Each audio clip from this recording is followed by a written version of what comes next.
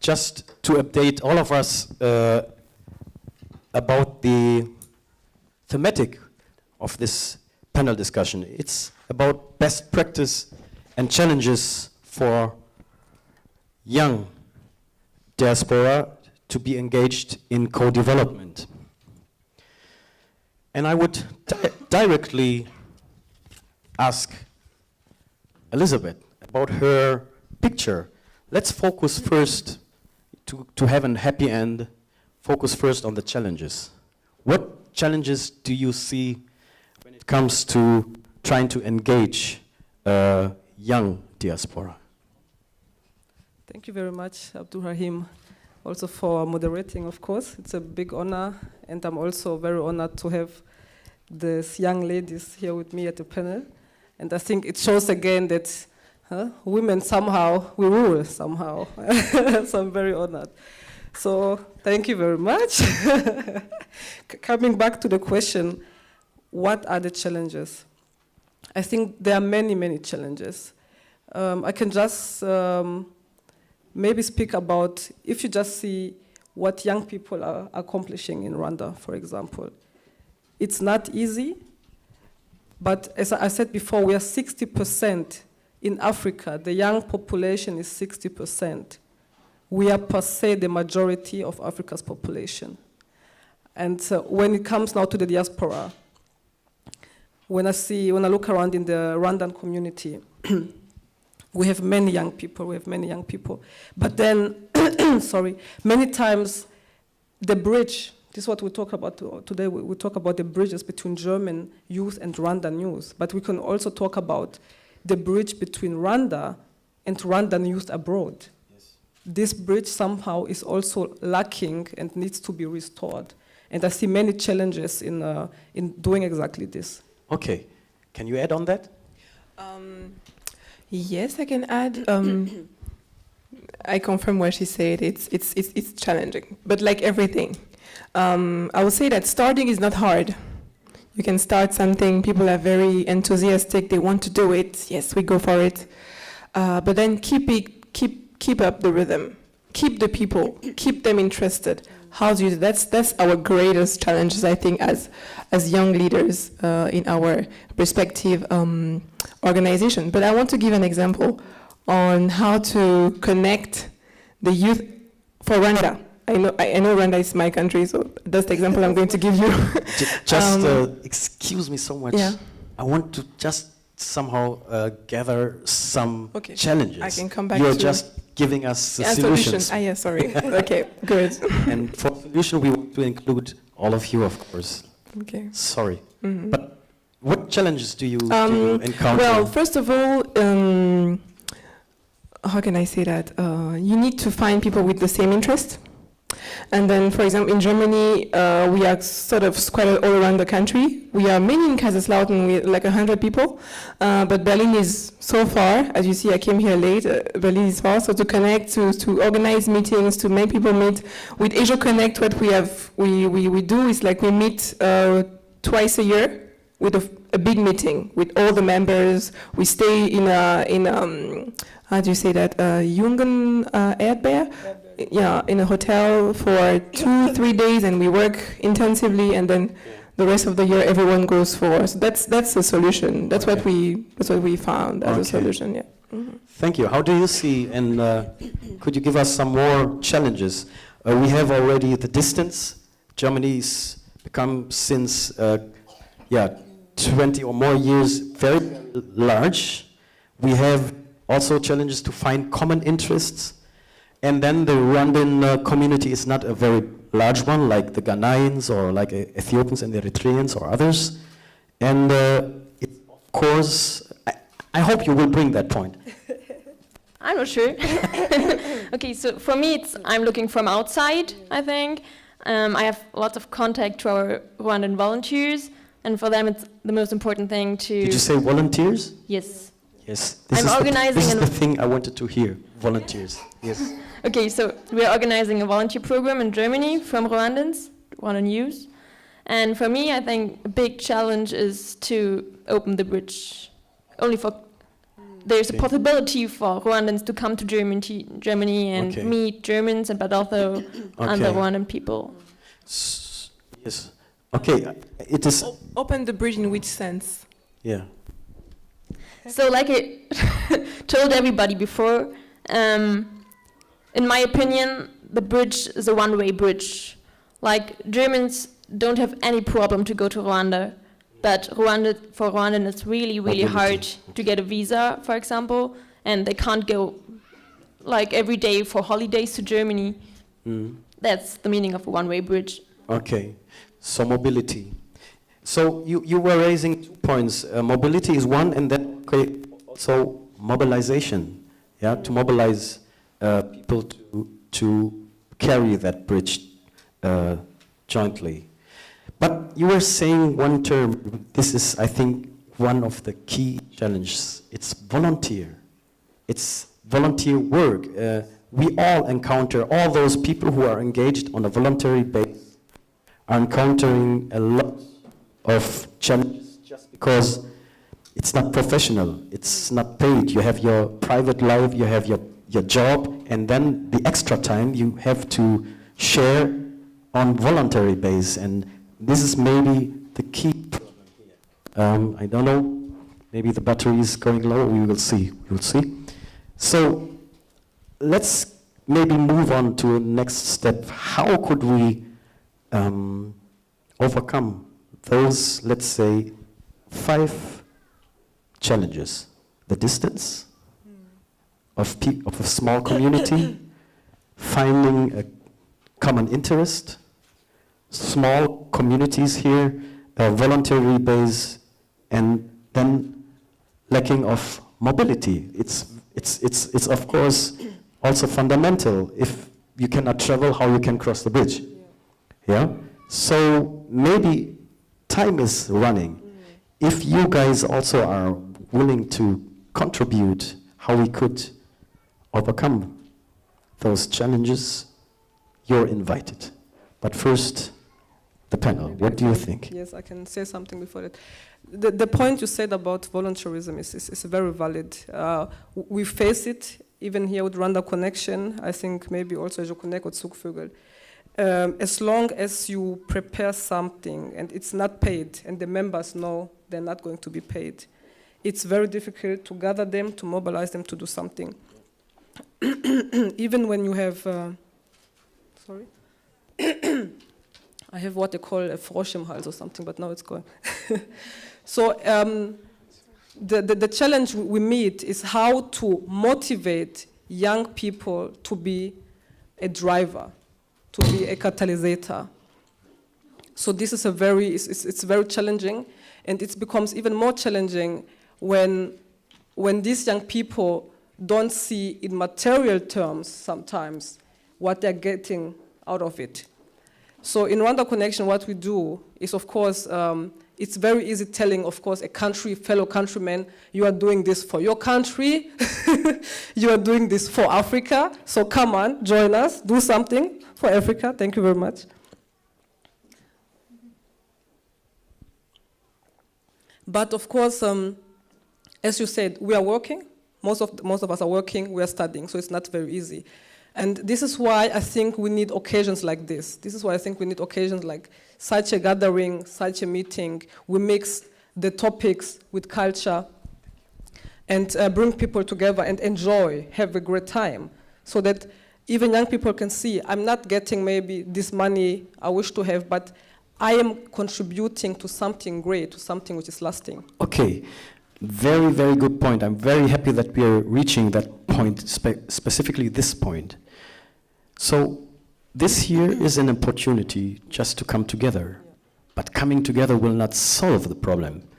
And if it comes to youth, and I'm sure we are not poor, but we don't have money to engage, let's say to step out of the voluntary work. So how? And maybe we can drop that ball or throw that ball to the audience, especially to the young people. Because I think young people, they're not so much money orientated. What could bring, in your eyes, young people to get mobilized, to get involved, to get interested on a more durable manner. Can I ask you? No idea? Someone? What could be interesting for you if you have to join Rwandan Connection or another organization?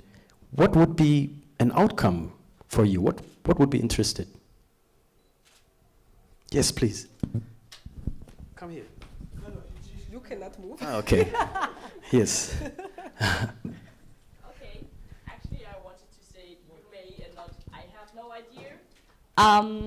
So I was also doing a cultural exchange. I was in Rwanda just 2.5 weeks ago for 1 Okay. year. So for me, what was motivating me the most was definitely not the money, because there wasn't a lot of money for Okay. the welfare program. But what I've seen, even with my friends in Rwanda, Rwandan students, all of them are really curious. They were always asking, you are from Germany, how is it there? How about studying there? What do you eat? What do you cultivate? Whatever. So I think, especially in my generation, really, people, they are already open-minded enough. Yeah. Because of the internet, they know other countries and they would really like to see it. So I think it's not really a problem to, push them to go somewhere, because I think just if you offer them some programs, some education, something that they can learn, if you tell them, if you come to Germany, Good point. you will gather so many experiences, I think they will come if they have the opportunity, so, for example, money. I'm grateful for this answer. Why? Because somehow there's a missing in understanding the current generation, the young generation. Many times, and even studies have shown that they are not interested. There must be maybe money inside, but it's not the way. It's not the way. You have to give them other kind of incentives. I think education, learning about new stuff, because those people. I'm not young. I'm no more young. I'm very old. I'm 47. Okay. Yes. Now we know. Yes. And what always my experience is that they are very curious and they like to have just an opportunity and then to be more and more creative. Okay. Someone want to add something to this point? So we have already solved how to find a common interest. The solution would be create the space for creativity and just organize meeting points, and they will, I think on their own, develop and build bridges, programs, and interact. You want to? Thank you. I would like to add another example. What we said is how to bring people from different countries together, from different nationalities. I want to give you an example about how Rwandan connects diaspora and young in Rwanda together. Every year in Rwanda, you have what we call the Itorero. It's a youth camp. The whole organization is taken up by the government. They really take a lot of time to organize that, a lot of money to organize that. And I took part in this youth camp in 2008. And for me, who was born abroad, it was just an amazing experience. We were 100 Rwandan youth together for 2 weeks in a camp, and you had other Rwandans coming from Kenya who studied in Kenya. For us, we were the young from Germany. You had the young from the US, from France, from everywhere. And for 2 weeks, we were together, learning about the history of our country, exchanging our ideas, interacting, doing sport activities, and so on and so forth. At the beginning, we were like, how do we have to go to this camp? We want to stay home, enjoy the holiday in Rwanda. But at the end of the camp, nobody wanted to leave. We were all really bound together. Until today, it has created connection, and we all. Today, if I go to the US, I know people. If I go to Kenya, I know people. And this is because of this initiative. And that's something I would like, if we have Africans from other countries who are not Rwandans, look at it, Itorero, Youth Camp Rwanda. If you want idea, just ask us. It's an amazing experience. And the camp was done here in Europe in 2010 in Belgium by young from the diaspora, from young Rwandan here in Europe. And they invited so young Rwandan from Sweden, from Switzerland, from, you know. And you had young Rwandans who've never been in Rwanda. But because of the camp, they learned the dance, they learned the languages, they connected with elders, with different generations, with us who've been home and who are always traveling, etc. So this is an idea, but the impulse has to come from somewhere and it has to be strong. Yes. Thank you. Yeah. Thank you. You were raising a point. I think we have to stress that point. Somehow we tend to, starting from the scratch, in reinventing the wheel. But there are already a lot of initiatives where we can learn from, where we can maybe connect with. I want to share some with you. It is, for instance, ADINE. I don't know if you know this organization. It is African Diaspora Youth Living in Europe. It's a Europe-wide African Young Diaspora organization really focusing on good governance, on cultural exchange, on co-development. They have their seat in Brussels, and I think they're just waiting for you guys. Okay, they're really waiting for new communities trying to work or to dance on the same floor. And there are others right next to you and to us here, even in Berlin. The Ethiopian network, DESAF, Deutsch-Äthiopischer Studenten- und Akademikerverband, is doing a great job in organizing meetings, international conferences, and due to their initiative, even the Ethiopian government is now really excited and willing to contribute. So you can learn from those platforms how to optimize. I want I will not forget VKII, the Cameroon Association of Computer Scientists and Engineers. Very strong network, young, dynamic, and I think they already had their challenge, Cameroon Challenge. They started with sports, but now they're in entrepreneurship, science, so many other things. Another network is AGEN. Yes. You remember. Yes. Yes. Yeah, very important, I would say, when it comes to policy development, because this is one key task. We always tend to forget we have to develop policies. Yeah, I don't want to speak too much, and somehow I'm binded here on this chair because I wanted to ask you to contribute to share your thoughts with us. And if you guys want to say something also, you're ready. Yeah. Or if you have questions for us, are we so frightening or? Okay. Yeah. Great. Hi, my name is Musafir. I'm also from Rwanda, and I'm glad to be here. Well, there are two things that were mentioned here. One was voluntary and also working for your country, which Elizabeth mentioned. And I would like to build on those two things. One thing I think that has been a big challenge that many youth are facing would be this kind of mobilization, trying to get the information, trying to know what is taking place. I feel a bit embarrassed because I've been here for some 7 years in Germany, but this is my first time attending sort of this gathering, because maybe there was no information that was delivered to me to know where these places, what these activities, where they are taking place.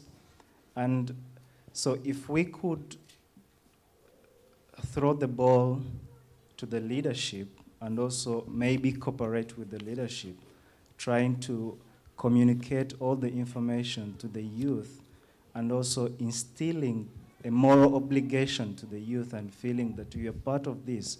This is not something that the embassy has to do on itself, but it's something that we as, say, Rwandans or Africans abroad, that we have to do it together, because you can't do it on your own. No man is an island, so to speak. So that issue of, because many people, if you come on a government scholarship and you're coming to study, then it's very easy. But like, I came on a private scholarship. I was studying here, but you know, I had very limited thing to do with the embassy. So I totally understand your point. Yeah, that's one challenge that we've been facing. But I'm glad that with all these events, so now I would like to challenge all my colleagues who are here, when they go back, you know, spread the word that these things are happening, and you know, it's our obligation as Africans, as Rwandans, to work together with our leadership and contribute positively. Thank you.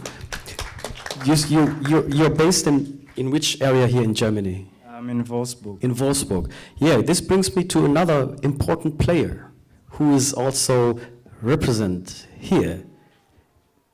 It's the German society. I think no African diaspora network will survive without the contribution of regional or local partners from the German society. It's impossible.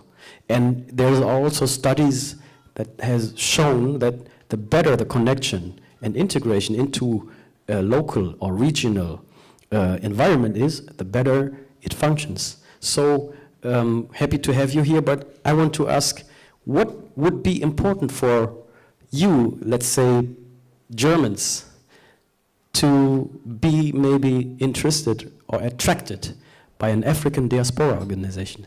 Can I be so straight and ask the gentleman with the white black t-shirt to answer this question? What would be interesting for you to interact, and what did you bring here, and what would you suggest us to be maybe more attractive for more Germans to cooperate? Okay, for me, I'm also... Sorry, can you tell us your name? And my name is Michael. Yeah. Hi. I was also a volunteer in Rwanda, and I'm also now part of the Zuvögel. Yeah, for me, I think the cultural exchange is fascinating me and other people to get to know different cultures, different people who live in our communities or in our towns, which we don't talk to, you said before. And I think the cultural exchanges brings the people together. And Great point. I think I can confirm this, and maybe Josephine, you can tell us something more. What I found very, very interesting, and this is also why I keep challenging my fellow young people from Rwanda. I keep challenging them. I said it can't be possible that an organization, an association founded by young Germans who went to Rwanda is capable of bringing young volunteers from Rwanda to Germany. And we cannot do the same. What is it? Is it money? And Josephine just told me, no, she just told us, we are not being funded by the big fishes. No, they're having private funding, donations, you know? And even such an event, we were so happy to have very big donors to support us for this event. But I'm just asking myself, so they come to Rwanda, they think that's a great thing, we have big experiences, they come back, they say, let's do something. And we, Rwandans, Africans, we are scattered somewhere around the world in this country, and we just look and watch them. Last time, Josephine was writing on Facebook, the next Rwandans are coming. The next volunteers are coming. I said, again? You have another? One is here, I think. So somehow, I'm being so proud of you guys that you manage these things. But on the other side, I'm just asking myself, how do you do it? I mean, what's the secret? Just tell us. Okay, in my opinion, it's not that I want to help the people only. I also see that it's good for me to have Rwandans here. I think that's the point. It's not to help you. You don't No. want to help us. No, no. It's just Helps also for, you guys. for the whole world, I think. It's just to connect.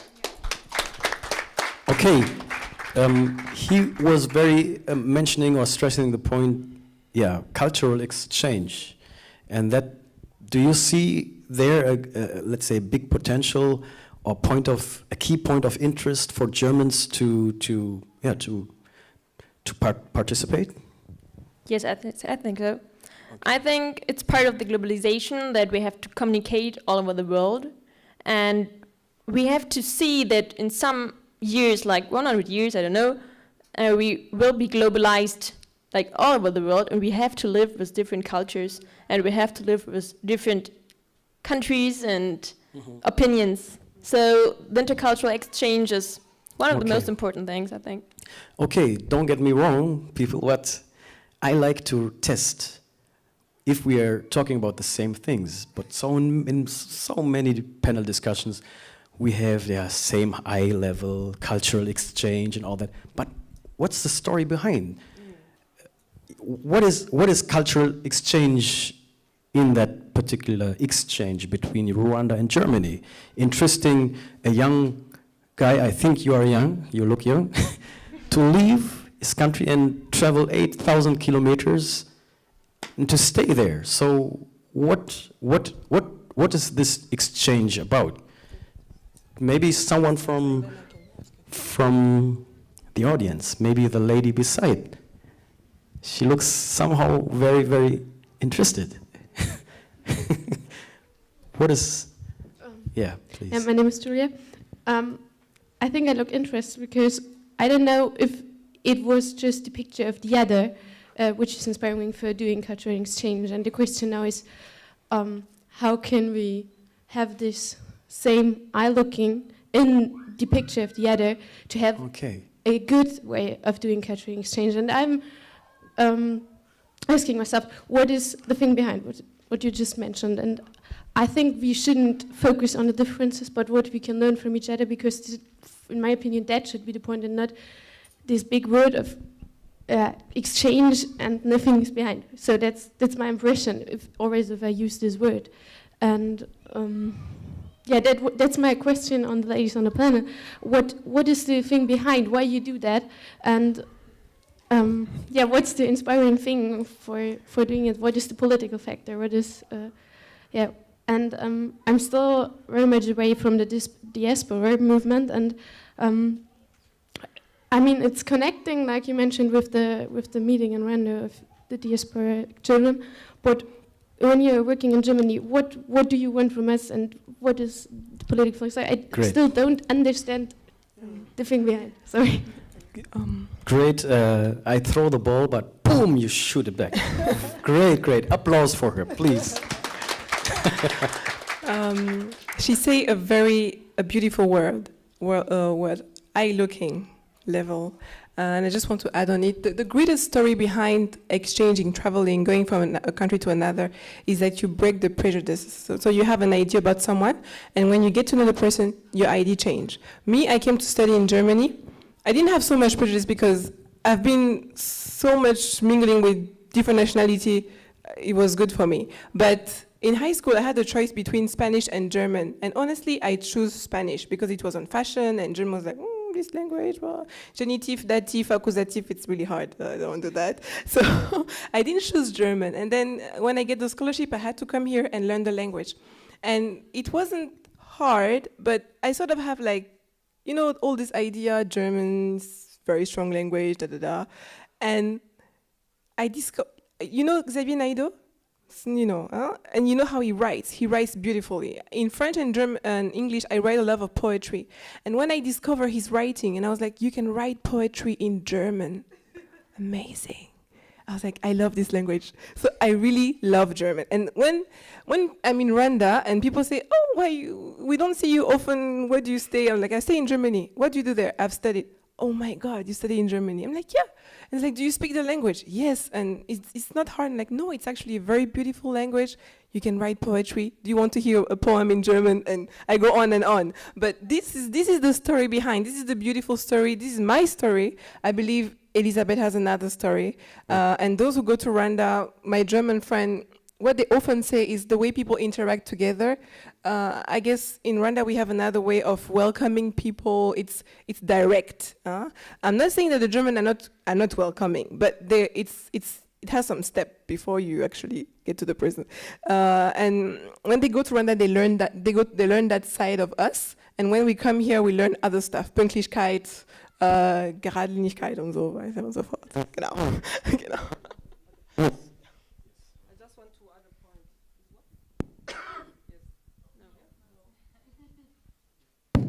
Oh, now it's working. I just want to add a point. When you ask what do we want from you Germans, from you guys, I have to say something.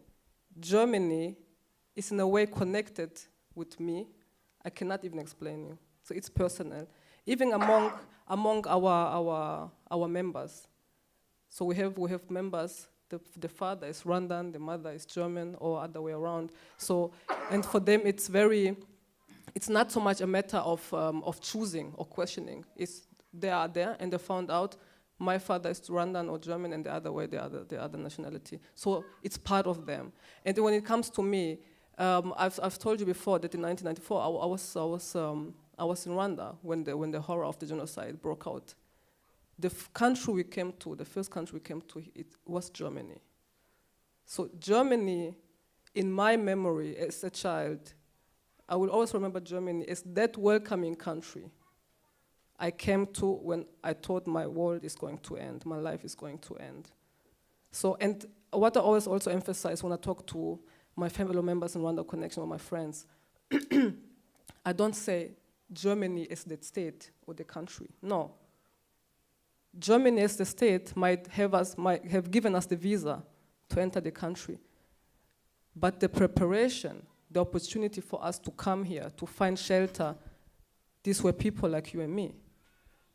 These were people like you and me, Germans, not sleeping, still trying to reach my parents, still trying to reach my family members at the other corner of the world. Are you still alive? Are the children still alive? They didn't sleep. People in Frankfurt and Bonn gathering funds, gathering donations to help us. And sometimes people they don't even know. So this is what I'm telling you about. It's not what Josephine just said. It's not anymore about we and them, you and them. So I think this is why I like this opportunity. It's showing us how we are coming together. And in the end, helping you is as good as helping me. So this is my connection with Germany. Thank you. I don't know about the time management, but we are somehow lacking in time, and I would pick up the opportunity to maybe dive into the fade out of this short panel discussion. I want to pick up what our friend here just said, the thematic of the same eye level, because even there is a deeper story behind. I see here, excuse me if I'm wrong, but I see here people who look like coming from Asia. They're sitting over there. There are people looking like coming from Europe, from Germany, from African countries. And our brother here, we're just saying somehow from the United States. So we're very diverse, coming from different backgrounds, but we are all together here. And somehow, the same eye level is a kind of bridge. It's a bridge, because if we are on the same eye level, something is going on. We are looking into the eye of someone else.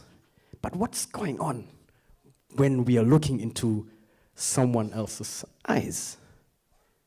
I think it's a connection taking place.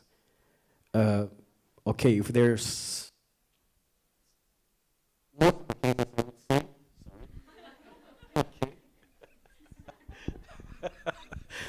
so strong connected. Yeah, and I think we have to think about that, continue to understand that this connection, we, as she said, we are the drivers to turn this connection into something new, something long, something important. And for me, it's very, very amazing to see people from so many backgrounds. Excuse me, I'm not from Rwanda. Just for the case of a little tiny country like Rwanda. Yeah? And this makes this country great. Very, very, very great.